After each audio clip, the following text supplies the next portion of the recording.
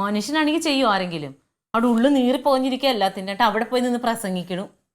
എനിക്ക് എന്റെ കാര്യങ്ങൾ കൃത്യമായിട്ട് നടക്കണം. അത് നിങ്ങൾ 4 നേരം വെട്ടി വിഴുങ്ങണ്ടല്ലോ, അത്രയും നടന്നാൽ മതി നിങ്ങളുടെ കാര്യം. അല്ല ഞാൻ ചോദിച്ചോട്ട്, നീ ഈ കിടന്ന് ബഹളം വയ്ക്കാനേ ഒരു കുട്ടി ഉണ്ടായില്ല എന്ന് പറഞ്ഞിട്ട് അപ്പൊ ആകാശം ഇടിഞ്ഞ് വീഴൊന്നുമില്ല. ഓ അല്ലെങ്കിൽ തന്നെ നീ സന്തോഷിക്കുകയാണ് വേണ്ടത്. എൻ്റെ ആങ്ങളയ്ക്ക് പിള്ളേരുണ്ടാവില്ല എന്ന് പറയുമ്പോൾ ഞാൻ സന്തോഷിക്കണം. എൻ്റെ തങ്കം, നമ്മൾ ഓരോ കാര്യങ്ങളും വളരെ ഗൗരവമായിട്ട് ആലോചിച്ച് നോക്കണം. ഇങ്ങനെ ഞാനേ നിനക്കൊന്നും ഒരു കാര്യങ്ങൾ അതിൻ്റെ ഗൗരവം ഇല്ലാത്തതാണ്. അതിൻ്റെ ഗൗരവം അറിഞ്ഞ് നമ്മൾ ഓരോ ഗൗരവമുള്ള ഒരാൾ ഇവിടെ ജീവിച്ചിരിപ്പുണ്ടല്ലോ, പിന്നെ ഞാൻ ഇനി എന്തിനാ ഗൗരവപ്പെടുന്നത്? അതായത് ഞാനിപ്പോൾ ചെയ്യുന്ന കാര്യങ്ങൾ നല്ലതാണ്. അവിടെ ഇരിക്കുന്നേ, നീ ഒന്ന് ഇരിക്കുക, അടങ്ങ്, എടുത്തിയാട്ടം നിർത്ത്. ഞാനിപ്പോൾ ചെയ്യുന്ന കാര്യങ്ങൾ നല്ലതാണോ അല്ലേ എന്നുള്ളത് നിനക്ക് ബോധ്യമോ? ഇതേ സമാധാനമായിട്ട് കേൾക്ക്. അതായത് ഇപ്പോൾ ഇതാ ഈ ചതുരം, ഇത് നമ്മുടെ അമ്മാവൻ്റെ വീട്. അമ്മാവൻ്റെ വീട്.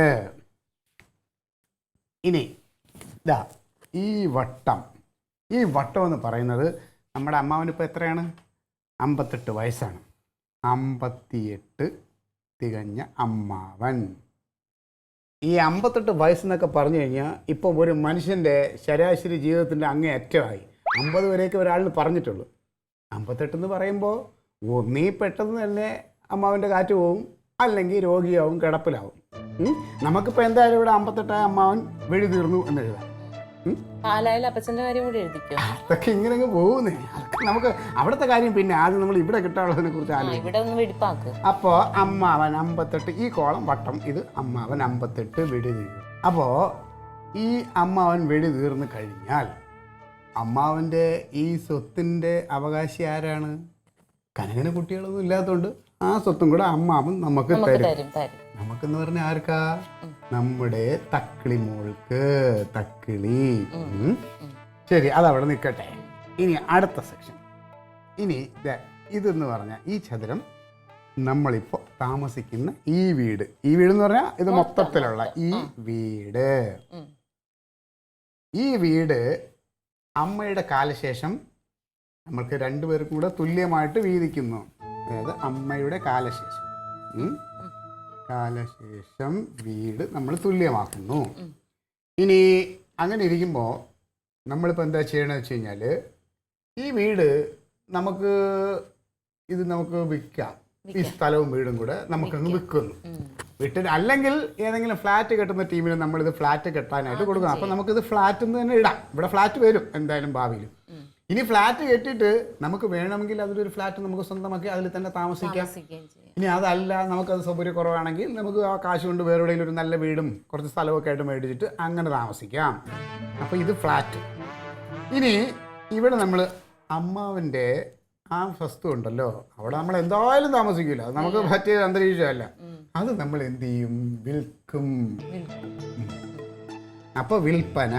അത് ഇനി നമ്മളത് വിട്ടിട്ട് എന്ത് ചെയ്യും? ആ കാശ് കൊണ്ട് നമ്മളെ തക്കിളിമോളെ ഉണ്ടല്ലോ രാജകീയമായി നമ്മൾ കെട്ടിച്ചു വിടും. തക്കിളിമോളെ കെട്ടിച്ചു വിടാം. തക്കിളിയുടെ കല്യാണം. കാര്യത്തെ കുറിച്ച് ചിന്തിക്കണ്ട. എന്തിന്? അതല്ലേ, ഇതാണ് ദീർഘവീക്ഷണം വേണമെന്ന് പറഞ്ഞത്.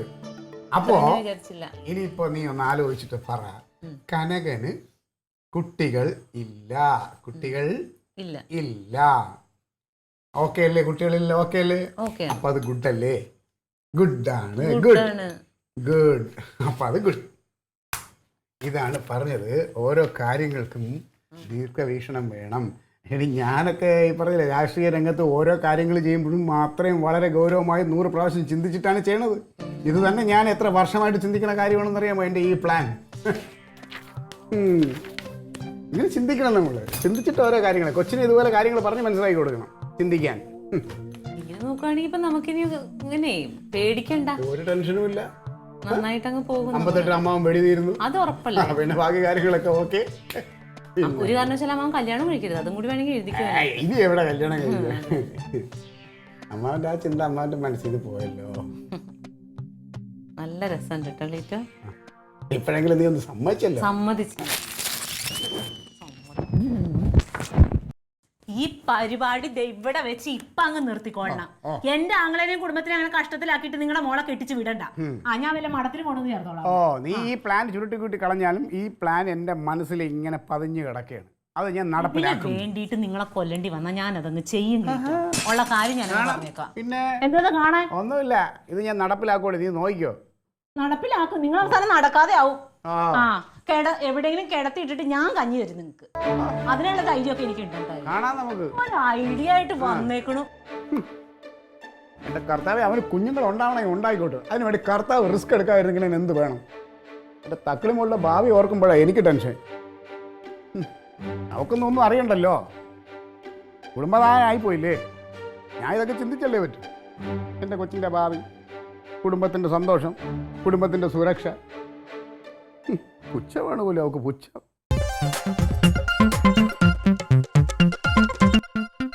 Alien versus Alien.